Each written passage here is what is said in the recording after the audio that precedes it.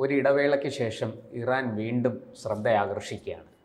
ഇക്കുറി ഹിജാബ് വിരുദ്ധ പ്രക്ഷോഭത്തിൽ പങ്കെടുത്തു എന്ന കുറ്റം ആരോപിച്ച് ഒരു ഗായകന് ചാട്ടവാറടി ശിക്ഷ നൽകിയിരിക്കുകയാണ്. എന്താണ് സാർ, ഇറാനിൽ മാറ്റങ്ങളൊന്നും വരില്ലേ? അവർ 2022 ഇത്തരത്തിൽ ഭരണകൂടത്തെയൊക്കെ തന്നെ പ്രതിരോധത്തിലാക്കിക്കൊണ്ട് ഈ വസ്ത്രധാരണ രീതിക്കെതിരെ രംഗത്ത് വരാൻ തുടങ്ങിയത്. അതെ, പല വിധത്തിലുള്ള സംഭവങ്ങൾ നടക്കുകയുണ്ടായി. ഒരു യുവതി അവിടുത്തെ പ്രധാനപ്പെട്ട ഒരു ക്യാമ്പസിലൂടെ അടിവസ്ത്രം മാത്രം ധരിച്ചുകൊണ്ട് പോയി. ആ സ്ത്രീയെ പോലീസ് അധികാരികൾ പിടിച്ചുകൊണ്ടുപോയി. എങ്ങോട്ടാണ് കൊണ്ടുപോയത്, പിന്നെ എന്ത് സംഭവിച്ചു എന്നറിയത്തില്ല. അവർ മാനസിക രോഗിയാണ് എന്ന് ചിത്രീകരിക്കുകയും ചെയ്തു. അതെപ്പോഴും അങ്ങനെയാണ് ചെയ്യുന്നത്. ഇങ്ങനെയുള്ള കാര്യങ്ങളിൽ പിടികൂടുമ്പോൾ രാജ്യത്തെ ഇത്തരത്തിലുള്ള ഭരണാധികാരികൾ അവരുടെ കാര്യങ്ങളെ ചോദ്യം ചെയ്യുന്നില്ല എന്ന് വരുത്തുന്നതിന് വേണ്ടി അവരെ ചിത്തഭ്രമം ബാധിച്ചവരാക്കി മാറ്റും. അത് ലോകമെമ്പാടും ഉള്ളതാണ്. നമ്മുടെ ഇവിടെയും ഉണ്ടങ്ങനെ. അവർ ചിത്തരോഗികളാണ് എന്ന് മാറ്റി തീർക്കുക. അതിനു മുമ്പും ഒരു യുവതി ഇതുപോലെ ഹിജാബ് വസ്ത്രധാരണത്തിനെതിരെ രംഗത്ത് വന്നു. അവരെ പിടിച്ചുകൊണ്ടുപോയി അവരെ കൊന്നുകളഞ്ഞു എന്നാണ് പറയുന്നത്. പിന്നെ പുറം ലോകം ഒന്നും അറിയാതെ പോവുകയാണ് ചെയ്യുന്നത്.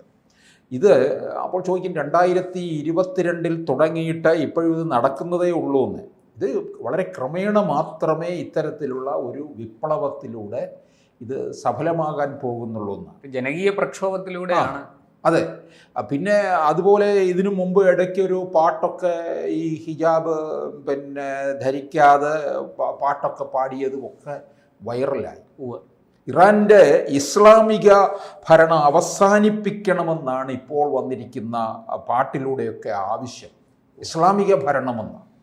അത് ഈ പുതിയ തലമുറയിലുള്ളവരോട് പലപ്പോഴും ലോകം മുഴുവൻ പറയുന്നത് ഇത്തരത്തിലുള്ള ഈ വസ്ത്രധാരണ രീതി ഒക്കെ അതിനെ ഉപേക്ഷിക്കുക എന്നാണ് പറയുന്നത്. അതായത് ഇറുകിയ വസ്ത്രം ധരിക്കാൻ പാടില്ല, ശരീരമാസകലം മറച്ചുകൊണ്ട് വേണം പോകാൻ എന്നൊക്കെ. കണ്ണുകൾ മാത്രം. ഇത് എന്തടിസ്ഥാനത്തിലാണ്? അപ്പോൾ നമ്മുടെ കേരളത്തിൽ നോക്കിയാലും ഇല്ലേ, ചില മുസ്ലിം പ്രദേശങ്ങളിൽ ഇത്തരത്തിലാണ്. ചില കുടുംബങ്ങളിൽ പുരുഷന്മാർക്ക് എന്തുവാകാം അല്ലേ? അല്ല സാർ, ഇത് സൗദി അറേബ്യ പോലും ഇപ്പോൾ മതനിയമമാണല്ലോ. സൗദി അറേബ്യയിൽ ഡ്രൈവിംഗ് ലൈസൻസ് കൊടുക്കുന്നു. അവർ വലിയ മാറ്റങ്ങൾ വരുത്തുന്നു. സ്ത്രീകളുടെ വിദ്യാഭ്യാസത്തിന് വലിയ പ്രാധാന്യം കൊടുക്കുന്നു. സൗദി ഭരണാധികാരി നമുക്കറിയാവുന്നതാണ്, സൽമാൻ രാജകുമാരൻ വലിയ തോതിലാണ് അവിടെ മാറ്റങ്ങൾ കൊണ്ടുവരുന്നത്. അതിനനുസരിച്ച് സൗദി വലിയ തോതിൽ വികസന കുതിപ്പിലേക്കുമാണ്. പക്ഷേ ഈ ഇറാനിലും ശരിയ നിയമമാണ് നിലനിൽക്കുന്നത്. പക്ഷേ ഇറാൻ ഒരു വിധത്തിലും വഴങ്ങുന്നില്ല. നാൾക്ക് നാൾ ഇറാൻ പ്രതിരോധത്തിലാകുകയും ഒറ്റപ്പെടുകയും ഒക്കെ ചെയ്തുകൊണ്ടിരിക്കുകയാണ്. സൗദിയുടെ പിന്തുണയില്ല, മറ്റ് പല അറബ് രാഷ്ട്രങ്ങളുടെയും പിന്തുണയില്ല. ഒരു വശത്ത് അമേരിക്ക, ഒരു വശത്ത് ഇസ്രായേൽ ഒക്കെ വലിയ തോതിൽ ഇറാനെ വേട്ടയാടുന്നുണ്ട്.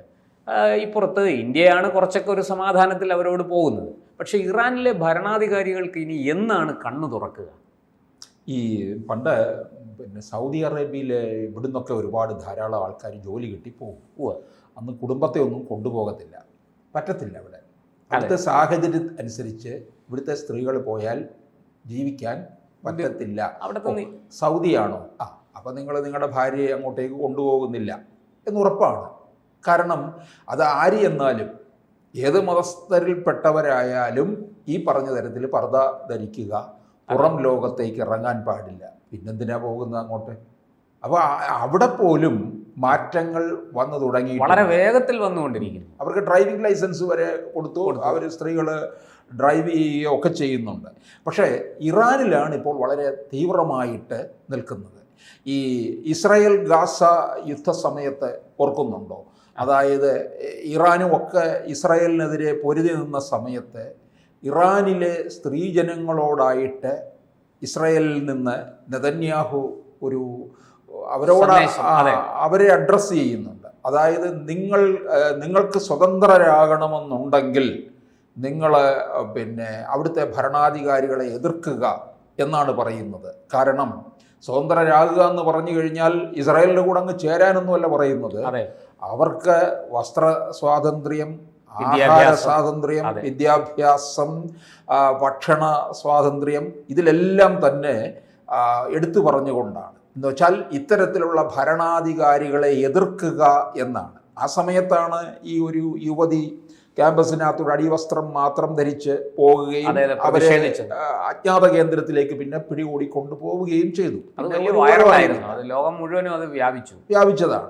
ഇപ്പോൾ എന്താണ് സംഭവിച്ചിരിക്കുന്നത്? ഈ ഇസ്ലാമിക ഭരണം അവസാനിപ്പിക്കണമെന്ന ആവശ്യം അതിനാണ്. അതായത് പിന്നെ മെഹദിയുടെ സറാഡോസാൻ, അതായത് സ്ത്രീകളുടെ ദേശീയ ഗാനം സർവകലാശാലകളിലടക്കം പ്രതിഷേധ ഗാനമായിട്ടിപ്പോൾ മാറുകയാണ്.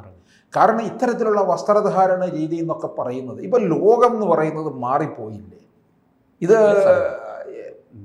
മനുഷ്യൻ്റെ അടിസ്ഥാന കാര്യങ്ങളിൽ ഒരു എന്താ പറയണ്ടേ, ഏറ്റവും മിനിമം സ്വാതന്ത്ര്യമെങ്കിലും നൽകണം. അത് അടിച്ചമർത്താൻ ശ്രമിക്കുന്നത് ഏത് ഭരണകൂടമാണെങ്കിലും അവർക്കത് വലിയ തിരിച്ചടി ഉണ്ടാകും. ഇത് ഇറാനിലെ ഇതിൻ്റെ ഒരു തുടക്കമാണ് ഇപ്പോൾ കാണുന്നത്. 22 തുടങ്ങിയതാണ്. അന്നാണ് ഇറാൻ ഭരണകൂടത്തെ പ്രതിരോധത്തിലാക്കിക്കൊണ്ട് വിപ്ലവകരമായിട്ടുള്ള ഈ പ്രതിഷേധങ്ങളൊക്കെ അരങ്ങേറിയത്.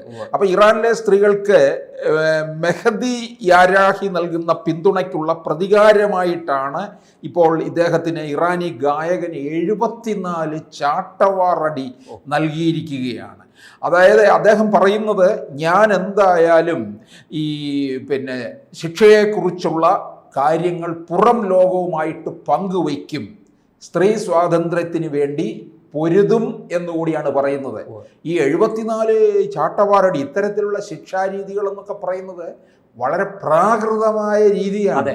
ഇതൊക്കെ ഒരു പരിഷ്കൃത സമൂഹത്തിന് യോജിച്ചതല്ല. ഇതൊക്കെ തീവ്ര ഇസ്ലാമിക ഭരണകൂടത്തിന്റെ പിന്നെ ആജ്ഞയാണ്. ഒറ്റ വാക്കിൽ പറയാം സാർ, പൗരോഹിത്യ ഭരണമാണ് അവിടെ നടക്കുന്നത്.